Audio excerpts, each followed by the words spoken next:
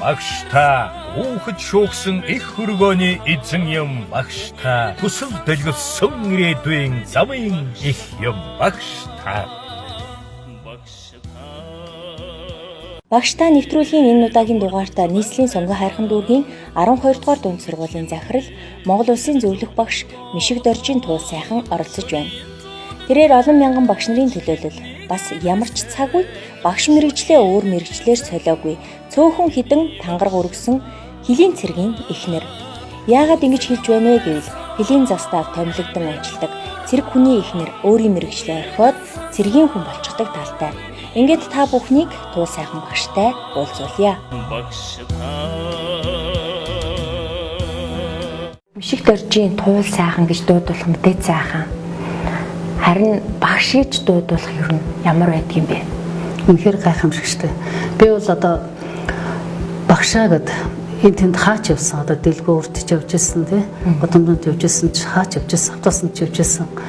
Одоо ингээд сургууль дээр хүүхдүүд ч гэсэн коридорт багшаа гэл тэгэл бүгдээрээ зэрэг ингээд хаач явжсэн багш гэл хүн болгон шавьтаа одоо ерөнхийлөгчч байсан тий улсын хурлын дарагч байсан ер нь бүх багшгүй хүн гэж байдаг Монголд мэдээж хүн болгон л багштай. Тэгээ багшийн мэргэжил бол үнэхээр гайхамшигтай.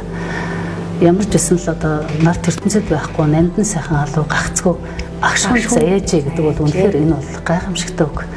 За тэгээд багш болох миний одоо ганц хөтөч болж одоо амьдралынхаа гараа эхэлсэн юм бол үнэхээр одоо бас бага наснаас эхлээд Архангай аймгийн 2 дугаар 8 жилээс бол би эхэлсэн гэж боддөг шүү дээ. Одоо тахна их бодож үздэг байхгүй. За би багш одоо үе залгамжилсан багш. Манай аав маань багш, эгч маань багш. За манай одоо агч нарын хүүхдүүд нь бас багшаар багш мэрэгчлээ байхгүй. Тэгэхээр энэ одоо ер нь багшийн мэрэгжилт бол гэр бүлээрээ их зүрх сэтгэлээ зориулсан. Өнөөдөр альва юмд ажил хэрэгч уу, альва юмд ажилд хандахтаа хүн бол бас хүнд зүрх сэтгэлээсээ хандна гэж үг байдаг шүү дээ. Тэр нь шиг л энэ багшийн мэрэгчлээд үл яг зүрх сэтгэл дагсан гэж боддог байхгүй. Танаа одоо бүр зүрсэн. Тий, 3 үед амьдсан. Юу багшийн мэрэгжил байхгүй. Тэгээ бас аавараа бахархдгийг. Багшийн мэрэгжлийг сонгосон хүн тасралтгүй өөрийн гарын шаваа бэлтгэх хэрэгтэй. Хэдийгээр өнөөдрийн байдлаар багшаар биш захирлаар ажиллаж байгаа ч үргэлжлүүлээд тасралтгүй шавтай болох юмсан гэсэн хүсэл мөрөөдөлтэй. Харин одоо түүний хүсэл биелсэн. Туул сайхан багшийн санаачлахаар түншлэлийн менежмент олон нийтийн оролцоо гэсэн томоохон ажлыг зохион байгуулж төрийн болон төрийн бус байгууллагуудтай хамтран эцэг эхийг оролцуулдаг хобби бүлгэмийг байгуулж 5-аас 12 дугаар ангийн сурагчдын дунд хүүхэд хөгжүүлэх хөтөлбөр хэрэгжүүлж 17 төрлийн клубт 532 сурагч суралцсан өөрийгөө хөгжүүлж чөлөөт цагаа зөв зохистой өнгөрүүлж ирээдүйн мэрэгжлийн чиг баримжаагаа олж авч байна. Багш хүн бол хамгийн түрүүнд багш хүнд бол хамгийн эрхэмлэх үнэт зүйл гэж байх ёстой.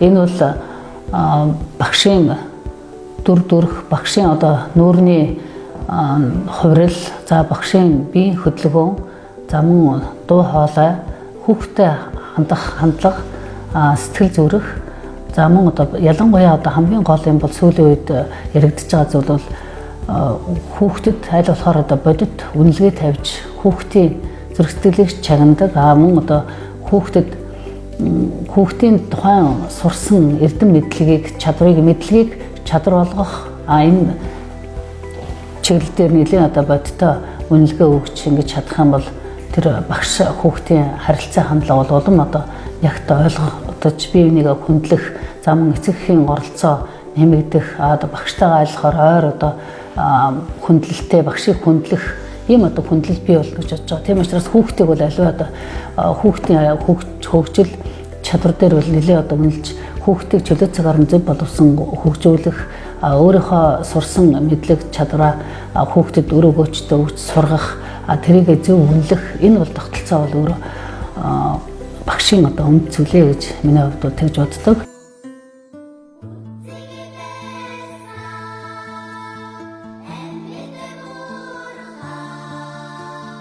Одоо тэгэхээр яг багш гэдэг мэрэгжлийг хизээ сонгож, яаж сургуульд орж, ямар сургууль төгсөж, тэгээд төдийгөөс өдий хүртэлх бас амьдралын түүхэн замналаа яривал бас сонирхолтой байх. За би 1975 онд 1-р ангид ордог. Тэгээд орсон байгаа. Тэгээд 2 дахь Архангай аймгийн төвийн 2 дугаар 8 жилийн 1-р ангид Понсол Дулам гээд айгүй мундаг олон жил ажилласан Ахмад одоо тийм багшийн ангид 1-р ангид орж исэн. Тэгээд тэр багш маань бас үнэхээр бас гайхамшигтай мундаг чадварлаг эмэгтэй байсан. Тэгэл хүүхдүүд нь бүгдээр ангид үед амьдсан багш нар. За боркоор шүүгч хийдэг гэл тухайн үед бас л аймагтал бас алдартай тийм айгүй сайхан багшийн ангид оруулчлаа гэл ээж аав маань амар бахархаж ирсэн. Тэгээ ер нь бол бас миний багшуулах суурь бол ийм мундаг багш нарын залгам чанараар суурьаар одоо орчин гэдэг 1-р ангиас эхлээд зөв багшаа сонгоод зөв одоо юм юунд орсон 1-р ангид ороод хаа усгээ заалгасан. Энэ мэн одоо бас үнэхээр сэтгэл хоногшиж үлдсэн зүрх сэтгэлд байдаг. За 1985-аас 85 онд 2 дугаар 10 жилд нэгсэндээ 2 дугаар 10 жил аймгийн 2 дугаар 8 жилээс 2 дугаар 10 жилээр одоо 8 дугаар ангид 8 жилээ төгсчөөд 9-10 дугаар ангид 2 дугаар 10 жилд шилжиж одоо аймгийн төвийн цэцэрлэг хоттой 2 дугаар 10 жилд одоо төгссөн байхгүй. Тэгээ тэр 10 жил төгсөхөд 2 жилийн хугацаанд Архангай аймагт бас нэлийн хүлээн зөвшөөрөгдсөн Монголын боловсролын салбартаа монгол хэл уран зохиолын багш манай ангийн багш Тачлэр гэдэг. Үнэхээр тэр багш маань одоо жинхэнэ багшийн имиж, дүр төрх, намблаг, царайлаг гэж янзтай. Айгуу тийм сайхан манай одоо 10 жилийнхэн нийлээл ярихаараа юу гэдэг чинь Тачлэр багшаараа барахдаг байхгүй. Үнэхээр гоё манай Архангай аймгийн цэцэрлэг хоттой 2 дугаар 10 жилийн хамгийн гоё царайлаг, намблаг. Тэгэл дуун чимээгүй ингээл чимхээр үгүй хэлээл бидний хаяа нэг хажууд ирчээл хичээлээ юм хийхгүй даалгавраа хийхгүй гэл ингээд шивнээл ярьдаг. Нэг юм тэгсэн мөртлөө хичээлээ айгүй гайхамшигтай монгол хэлийг заагаад ойлгуулж чаддаг. Тэгээд сайн тийм багш байсан. Тачлэр багшаараа бас айгүйх барахдаг штэ. Яг эмэгтэй хүний дүр төрх, имиж, гоо үзэсгэлэн тэр багш нарын яг тийм гоё юм. Тий айгүй гоё тэр дүр сэтгэлд үлдсэн байдаг байхгүй. Тий одоо манай багш баг одоо 90 хүрэх гэж байгаа штэ 80 гарантай насны. Тэгэл эргэл уулзахад чинь манай багш одоо ингээ харахад гөгшрөөгөө тухайн үеийнхаа яг залуудууд төрхөөрөө бидний зүрх сэтгэлд үлдсэн учраас тэрийг ингээ харахаар зэрэг би багш нь айгүй хөгшөрсөн байгаа үстэй гэл бид ингээд хай уулздаг 10 жилийнхэн уулздаг байхгүй. Тэгэхээр зэрэг гүү тааст яг хэвээр байна гэхэд юу ч тэгэхэд багш нь одоо өдийн насны болцсон юм чинь тэгэл өнгөрсөн зам бас Архангай аймагт өөрийнхөө бас насны хоог 90 насны хоог хийжсэн манай ангийн хамт олон бас очиж өргөдөж оролцсон гэхэд үнэхээр багш маань настай гоё зүрх сэтгэлээсээ уйлал ангийнхаа хүүхдүүдийг яриалаа сайхан гоё дурсан сайн багшийн дурсамж гэдэг бол үнэхээр сайн багшаас сайн шавь төрдөг гэдэгтэй адилхан те үнэхээр тэр үг бол үнэхээр үнэн. Тэр багшийг дууган дуурайгаад ийм багш болох юмсан гэд сэтгэл зүйд одоо бүр ингэ бэлтгэгдсэн.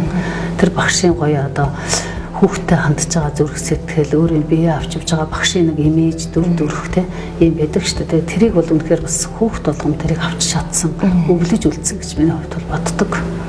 Тэр багшаар үнэхээр бахархдаг. Одоо амьд сэрүүн байдаг л да багш маань. Мэдээж хүүхдүүдэд эрдэм ном зааж эрдэм номтой болгох нь угаасаа л үүрэг. Гэхдээ одоо бас яриад нь шүү дээ бас мэдлэг хитийдэд тий зүрх сэтгэлийн боловсрал гэдэг тэр зүйл орхигдоод байна уу да гэж хүмүүс бас шүүмжлээд байна нийгэм. Тэгэхээр энэ тал дээр та ямар бодолтой байдаг вэ? Багш хүн ер нь хүүхдүүдэд зүрх сэтгэлийн боловсрыг бас олгох ёстой гэж боддгоо.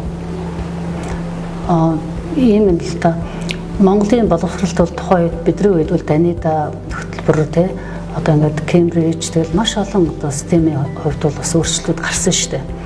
Тэгээд бидний хувьд бол одоо сүүлийн үед бол нөгөө Кембрижийн стандарт лаборатори сургуультай баг дунд шинжилсэн цөм хөтөлбөрүүд гэл айгүй олон том сургалтын хөтөлбөрүүдтэй юмнууд бол бас яваад байгаа байхгүй юу. Тэгэхээр энэтэй холбогдуулаад ирэхэд багш хүн бол тухайн үеийн одоо нийгмийн сургалтын хөтөлбөр за мөн агуулга тий мөн сургалтын арга зүй технологиг цаг үе дагаж эзэмших тэгээ багш өөрөө одоо ур чадвартай байх хамгийн гол нь одоо бидний бас үед зөвхөн IQ өндөртэй хүүхдүүд бол одоо айгүй мундаг асар өндөр явж байна. Математик сэтгэлгээтэй хүүхдүүд гэл математикийг илүү их дагаал хошуурал одоо инженер болох ч юм уу ингээл нэг хэсэг бол бас айгүй их тийм тухайн үеийн цаг үеэ дагсан тийм мэрэгжлийн бас нэг юм онцлогуд дагдаг, нийгмээ дагдаг хүмүүс сонголт хийдэг ийм тогтолцоо байдаг гэсэн байхгүй юу. Тэгээд юу болохоор зэрэг чиний асуудгаар болохоор зэрэг сэтгэлийн боловсрол гэхээр одоо IQ гэхээсээ илүү IQ сайтай дэлхийд шиг хандлага ч гэсэн олон улсын боловсролын тогтолцоон ч гэсэн ер нь бол одоо харилцаа хандлага сайтай, зөв хандлагатай, төлөвшөлтөө за одоо ингээд хүмүүжсэн ийм хүмүүс л иргэн ирээдүйд хэрэгтэй болж байна. Яг бол иргэний боловсролын хичээлээр гэсэн сүүлийн үед манай боловсрол соёл шинжилгээ спортын яамнаас ч гэсэн барьж байгаа бодлого бол иргэний 2019 оны иргэний ёс зүйн боловсролыг дэвшлүүлээд дэмжих жил болгосон бас их зүйтэй болсон шүү дээ. Энэтэй холбогдуулаад бас хүүхдүүд маань иргэний ёс зүйгээр нэгээс одоо 12 дугаар ангийн хүүхдүүдэд ёс зүйн боловсролыг олгох, иргэний ёс зүйн боловсролоор хүүхдийг хүмүүжүүлэх тэгээд ер нь бол цөм хөтөлбөрийн агуулгаар ч гэсэн бас нэлээд тэр суралцгын зорилтууд нь бас өөр байж исэн байхгүй юу явж исэн.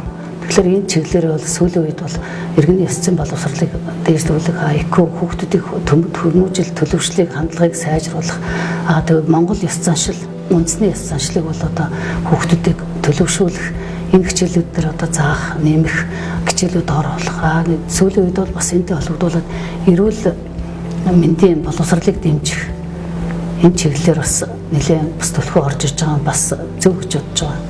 Яг бол иргэний ёс зүйн боловсролоор бас энэ чинь бие бинийгээ хүндлэх те хүүхдүүд чинь бие бинийгээ хайрлах тэгээд бусдад өгөөмөр байх энэ зүйл ороод байгаа нь бас нэрээ үнэхээр авууштай. Энэ бол яг тэр нөгөө одоо нийгэмд бас хэрэгтэй өгүүлэгдэж байгаа ийм зүйл. Цөм хөтөлбөрийн агуулгын хувьд бол тийм шүү дээ. Цөм хөтөлбөрийн агуулгын хувьд бол амьдрах чадварт суралцах цаг үйл ажиллагаа, за мөн одоо хичээлээс гадуурх цаг үйл ажиллагаа, хичээлээс гадуурх үйл ажиллагааны цаг гэж хордог байсан байхгүй юу. Тэгээ тэрүүгээр бол хүүхдүүд нөгөө хичээлээс гадуурх үйл ажиллагааны чигээр хүүхдүүд яаж одоо бие биенээсээ суралцах уу, багаар яаж ажиллах уу, за мөн одоо үеийн хүүхдүүд бол тэгээ бидний үед бол бас мэддэг байсан, багш нар одоо айгүй сайн хэлж өгдөг байсан. Одоо бас цаг үеийн хүүхдүүд бид нар ч гэсэн би өөрөө сургуулийн захирлын хувьд бол бас энэ аль болохоор хичээлээс гадуурх үйл ажиллагааны цаг буюу одоо сүүлд гаргасан сайдын тушаалын хэрэгжилтийг хангах хүрээнд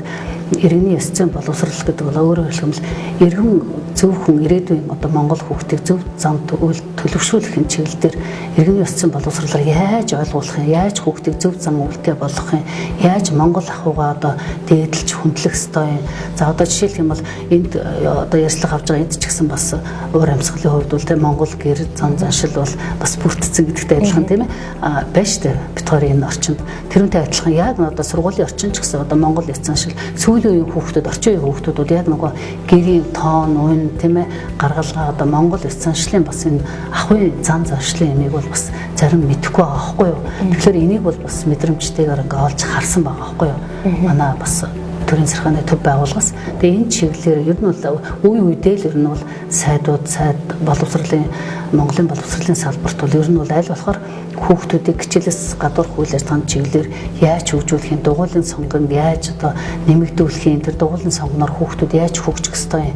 Тэгээ энэ чиглэлээр бол аюулх тийм бодлогын төвшөнд бол цаг үетэйгээ нийцж бол тушаал шийдвэрүүдэд гарч явдаг л да. Тэгэл тэрийг бол хэрэгжилтийг хангаал аль болохоор төлхөө олон хүүхэд дугуйлын сонгонд амруулж бас иргэний ёс зүйн боловсролын хичээлээр хүүхдүүдэд яаж зам төлөв бий болох вэ? IQ харилцаа хандлага сайтай. Одоо жишээлх юм бол одоо багшийн мэргэжлэр сүүлийн үед бол ер нь бас ирж байгаа багш нар зарим нь бол одоо ярьж шít нийгэмд бол тийм л юм гардаг. Одоохондоо бол надтай бол таараагүй. Ер нь бол өргөдлөө бичихэд бас алдаатай бичээд орж ийн. Анхудаа тэгээд Монгол Улсын боловсролын их сургуулийг төгссөн одоо багш бэлтгэдэг сургуулиудын тогтолцоог бол одоо чанарын тогтолцоог үнэхээр өндөр түвшинд бэлтгэх. Ялангуяа Монгол Улсын боловсролын салбарт системийн хэмжээнд бол нэг өөрчлөлт хийх бодол байдгийг.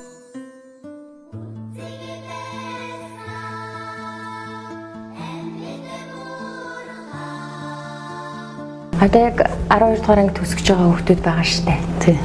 Эсэлтийн ерөнхий шалгалт гэдэг асуудалтай толгорч байна. Яаж хийх вэ? Онлайнаар хийх үү? Одоо яригдаж бас шийдэгдэж байна л дээ. Яаж шалгалтаа авах уу гэд. Одоо танаа 12 дугаар сургуулийн 12 дугаар анги төгсөж байгаа багш нар хэрхэн яаж ажиллаж байна? Та нар бас яаж ажиллаж байна? Энэ талаар боловсролын яамнаас сайдын тушаалууд одоо шатраасан байдлаар бол аягүй сайхан зөв зөвтэй гараад эхэлж байгаа. Бид нар бас бидний одоо гал чиг үүрэг буюу үндсэн чиг шугам бол мэдээж хэрэг дээд байгууллагынхаа тушаал шийдвэр хэрэгцээ, хууль хэрэгцээ хүрээнд л ажиллана шүү дээ. Тэгээд тэндээс бол харахад ер нь бол одоо стил бүх юм тодорхой чиглэл өгж байгаа. Тэгээд чиглэлэл одоо гүйцэтгэлд ажиллаж байгаа. Тэгээд эндээс жишээлбэл манай сургууль 12 дугаар сургуулийн хувьд бол энэ жил 12 дугаар ангийг 119 хүүхэд төгснө.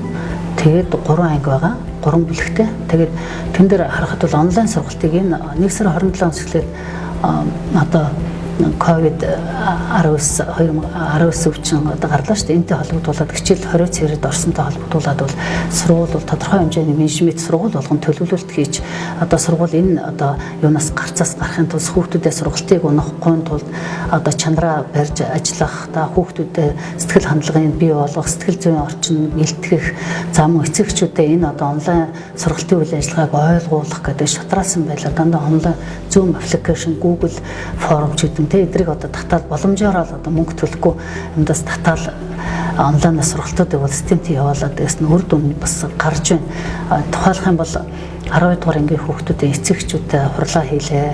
Зөвлөн туслах үйлчилгээгээ хэллээ. За мөн 12 дугаар ангийнхаа хүүхдүүдтэй анги удирсан багш нар бол одоо нэг бүрчилж ажиллаж байна. Мөн одоо мэрэгжлийн хичээлүүд ордог бүх багш нар маань бас даалгавраа өгч байна. Эсдэр ангийн шалгалтын сорилгоодыг бас боловсрол соёл шинжтэй бас спортын яамны харьяа лаборатори 40 гаруйтай сургуулиуд байдаг. Тэр хэмжээндээ бас ингээд манай Хөвсгөл аймгийн лаборатори сургуулиас санаачлаад бас ингээд шинэ сорилгыг явуулж байна. Мөн бас 23 дугаар сургуулийн лаборатори сургуулийн бас захирлаа санаачлаад захирлууд юуныхаа сургуулиудынхаа дунд лаборатори сургуулиудынхаа дунд STM-ийн шалгалтын сорилгоодыг явуулж байна гэдэг ингээд системтэй ингээд яриад байгаа маш олон ажлууд ингээд хийж 12 дугаар ангийн хүүхдүүд энэ STM-ийн шалгалтын сорилгоод манай сонгон хайрхан дүүргийн засаг сандагсрын дарга маань бас одоо бүх сонгон хайрхан дүүргийн 20 гаруйтай ерөнхий болсон сургуулиуд байдаг. Тэгээд 12 дугаар анги төгсөж байгаа нийт хүүхдүүд аппликейшн татаж өнгөө одоо бас ингэж интернетэд орчуулад одоо хичээллэх сорилгоороо өөрөө бие дааж одоо чадвараа шалгах, мэдлэгээ сорих, мөн давтах, үзэх ийм бүх боломжийг бол хангаж өгч байгаа. Төрөөс ч бас энэ үнэхээр чухал байгаа. Тэгээд сургуулийн зүгээс бол одоо сургалтын хэмжээнүүгүй юу гэх тэр болгонд чадахгүй. Тэгээд чадахгүй байгаа бас амьдралын боломжгүй байгаа энэ хүүхдэд бас утасны дугаарыг өнгөө өгөх. За одоо ингээд төрөөс аль болохоор одоо дүүргээс нь ч боловсролын хэлцээс нь ч за боловсролын яамнаас ч гэсэн ингээл бүх талын олон талд одоо энэ бодлогын төвшөнд л одоо бас 12 дугаар ингээд хүүхдэд байна. Маш их дэмжлэгтэйгээр л одоо сурж байгаа гэж бодож бас цахим энэ орчинд. Тэгээд STM-ийн шалгалтын энэ цахим сорилго бол бас нэлээд үр дүнтэй хүүхдүүд ч гэсэн их баяртай байгаа. Эцэгчүүд ч гэсэн сэтгэл хангалуун байгаа. За яг хөө хэдийгээр танхимын сургалттай харьцуулахад амьд бус тэ одоо сургалт нөгөө сургалттай шүү дээ хүүхдүүд нүүрээ хараад багш нь танхимын сургалт бол шал өөр. За тэгээ ер нь бол цаашдаа энэ цахим сургалтыг зохион байгуулахдаа төрөөс улам одоо тасралтгүй байдлаар үн төлбөргүй одоо энэ хичээлүүдийг бол улам одоо бас өргөжүүлж ингэж явах нь төрөөс одоо барих бодлогот бол бас нийцүүлж ингэж явах нь бол боломжтой. Багш чухал юм байлаа. Багш нар ч гэсэн өөрөө цахим хичээлээ маш их юм сурч хоорондоо багаар ажиллах. За мөн одоо цахим хичээлийг бол багшийн мэрэгжил дэвшлэгийн институтээс бол маш чанартай гүйцэтгэлээр явж байгаа гэж бодоод бид нар бол тэр олон багш нарын боловсролын хүрээлэн бас байгаа тий. Тэгээ боловсролын яамнаас агуулга чиг өгж байгаа зөвлөн тусалж байгаа. Тэгээ эдрийг хараад бид нар бол бахархаж байгаа шүү дээ. Үнэхээр одоо бас энэ COVID-19 гарснаар одоо бас ингээд цахим сургалтын системийн тогтолцоо бол үнэхээр одоо жинхэнэ утгаар нь явагдаж байна. Багш нар одоо Монголын боловсролын системийн хэмжээнд хүлээн зөвшөөрөгдсөн чадaltaй үнэхээр мундаг одоо потенциалтай багш нар одоо нийлээд одоо арга зүйгээ ярилцж хагаад тэн дотроос мундаг одоо 20 минутын чанартай айгу гүйцэтгэл сайтай өндөр түвшний хичээл гараад ингээд олон бүх Монголын хэмжээнд одоо цацж байгаа. Тэгээд цахим самбал хичээлийн самбал улам баяжигдж байна. Тэгээд манай сургуулийн хувьд бол нэг хичээл нэг цахим нэг багш нэг цахим хичээл гэсэн ийм системтэйгээр бас явж иж багш нар давхардуулаад энийг далиндуулаад бас сургуулийнхаа бас цахим хэрэглэгдэхүүн цахим сангийг баяжуулах энэ чиглэлээр бас нэлээд төлөвлөгөө ажилласан бас үр дүнгээ өгч байгаа. Одоо хоёулаа бас ярилцлага бас арай тийм дотгошоо тий. Одоо яг боловсролын талаар мэдээж багш нар ярих нь зүй хэрэг тий. Юу гэж асуух гэдэг нь гэхээр амьдралд одоо 30 жил боловсролын тогоонд чанагдлаа гэж бид нар ярьдаг тий.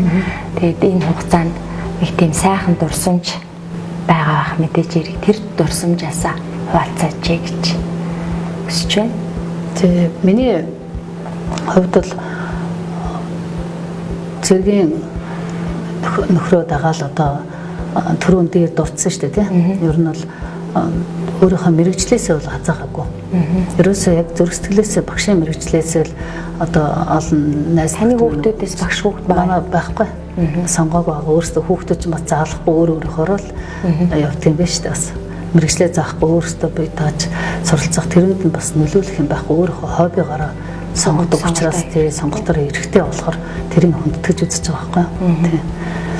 Тэгээд манай дурсамжтай гэх юм бол одоо дорндын сөмбөрийн батраад манай нөхөр цэргийн штабын дарга хийгээд би одоо дорндын сөмбөрт багшилж явах үед бол бас нэг яг хөгжилтэй дурсамжтай ч юм уу байдаг. За би тэр нэг анги дааж ажиллаж байсан.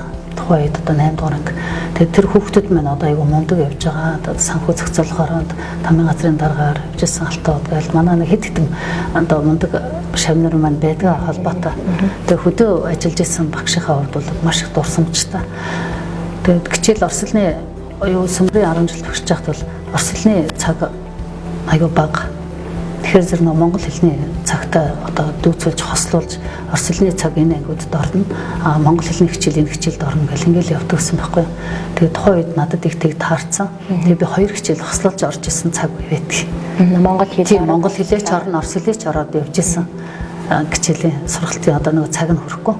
Тэгээд нэг 6 дугаар ангид төлөвдөө 7 дугаар ангид шиг санах юм.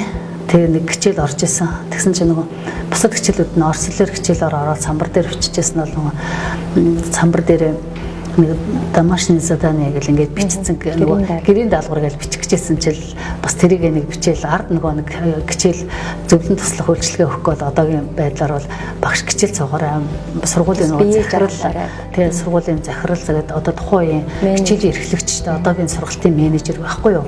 Тэгээ хичээлийн эрхлэгч хичээлдээ суухаар баг ингээл баг төгшөөл сандардаг байсан шүү дээ залуу багт чинь одоо яана буруу заалччихвал одоо ч гэсэн манай багш нар бүрхий гинтхэн бас л хэдийгээр бэлтгэгчээлийн тэр ээлжид хичээл нэг хичээлээ бэлтгэж байгаа шүү дээ. Өнөөдөр чансаатай бэлтгэжэл байгаа. Тэгсэн мөртлөө ард нь бас хичээл удирдлагууд суух ч юм уу. Тэгэхээр бас л мэдээж бие барьдаг байсан. Тийм яг үе надад байсан байхгүй юу.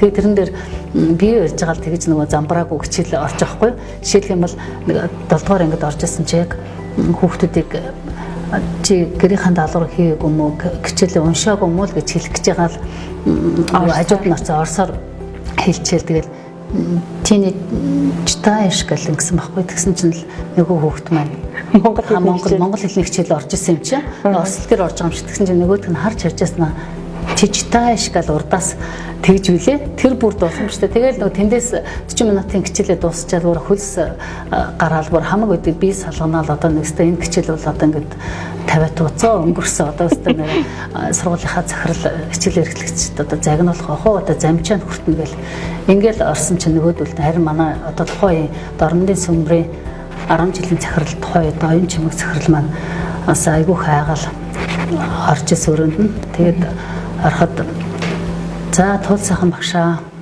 за танд одоо баяр хүргэе гэл тэгэнгүүт нь би яасан юм л гэж утсан чи айцтай байгаа шүү дээ. Айцтай байж байгаад орсон чинь загнах байх гэж бодсон. Тэгээд за одоо баяр хүргэе.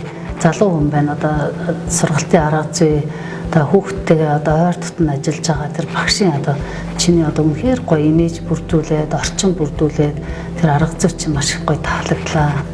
Гэт нөгөө тухайн үед бидний үед чинь сэдвийн боловсруулалт хийгээд бас нэвтрэн застар мастаг тийм үе тогтолцоо байсан шүү дээ. Тэгэл хэн захирал за одоо нэг л юмыг юу ячээ өөрөө магтах гээд юу ячээ. Гэхдээ шууд муугаа хэлэхгүй шүү дээ. Хүний бас нэг удирдлагын арга барилын таагдах. Тэгээд за хоёр хэлийг хольж ярьж гайхамшигтай амжилт гаргасан гэж байгаа байхгүй. Тэр нь баяр хүргэе гэж байгаа. Гэсэн боловч одоо бас ер нь бол одоо цаашдаа ойлгож байна. Хоёр хичээл ингэж орос хэл, англи хэлийг хоёр зэрэг, монгол хэл хоёрыг зэрэг ингэж зааж явж байгаа учраас бас холдсон байх л да. Тухайн үед тэгээ залуу хүний хувьд бол бас алдаж анах юм гарна. Тэгээ юу ягараа анхаарч ажиллаараа гэл ингээд хэлээл тухайн үед явж исэн. Бүр үнэхээр нэг тухайн үеийн залуу хүний бас урам надад өгсөн байхгүй юу. Тэрнээс шууд орж ирэл зөө хай баста загнаал ингэсэн байсан бол би зүрхэхгүй шүү дээ тий. Тэгэхээр зэрэг энэ бол өөрөө юу хэлэх гээд нэхэ зэрэг ерөөсөө л ямар ч нөхцөлд удирдлагын арга барил хүний харилцаа хандлага хүнд урам том итгэл зориг өгөх хүний одоо зоригийг мохоохгүй бах тий. Тэгэхээр энэ бол өөрөө бас цаашдаа тухайн хүний амжилт гаргах, за тухайн хүний дурсамжуулдах, тухайн багшийн одоо бас удирдлагаа хүндлэх, хайрлах, хамтрах бүх тийм харилцаа орчин одоо жижиг бичил нийгмийн орчин үүсэж байгаа байхгүй юу. Тэгээ энэ маань өөрөө миний одоо зүрх сэтгэлд дурсамж болж үлдсэн юм аа. Тэгээ сайхан дурсамж болсон. Бид хоёрын ярилцах цаг бас төгсөх тийшээгээ хандж байна. Тэгэхээр хамгийн сүүлийн асуулт маань залуу багш нарт тий нийгэмд иргэдэд одоо 30 шахан жил боловсролын салбарт ажилласан хүн юу гэж зөвлөж, юу гэж хэлэх вэ? Багш хүн бол үнэхээр одоо энэ олон салбарууд байна, олон мэрэгжил байгаа тий. Тэр мэрэгжил дотроос үнэхээр хамгийн гайхамшигтай, шүтэн бишрэх хүн болгоны одоо хайртай, хайрлж хүндлэх мэрэгжил бол багшийн мэрэгжил байхгүй юу? Багшгүй хүн гэж байдгүй. Тий. Багшаар дамжихгүй хүн гэж байхгүй. Тийм ээ. Тэгээд ерөөсөө яг төрлөх ээжээсээ төрсэн хүн шиг ээжээ гэж хүн болгон дуудаж ихээсээ мэдлсэнтэй адилхан багшаа гэж дуудаад ээжээ дуудах, багшаа дуудах хоёр бол ер нь бол энэ цэцэн шүү дээ гэж би боддог. Баггүй юу? Тэгээд багшийн мэрэгжлийг болоод бас ингээд өвлөж аваад багшийн мэрэгчлэр ажиллаж амьдрал гэдэг бол үнэхээр баяр баясгал. Миний хувьд. За бидний урилгыг хүлээн авч багштай нэвтрүүлэгт маань зочноор оролцож сайхан өргөн дэлгэр сайхан ярилцсан танд баярлалаа. За багштай нэвтрүүлгийн маань энэ удаагийн дугаар энэ төрөйд өндөрлж байна. За энэ удаагийн дугаарт маань Монгол улсын зөвлөх багш Сонгоайрхан дүүргийн 12 дугаар сургуулийн захирал Мишигт Оржийн туяа сайхан оролцлоо.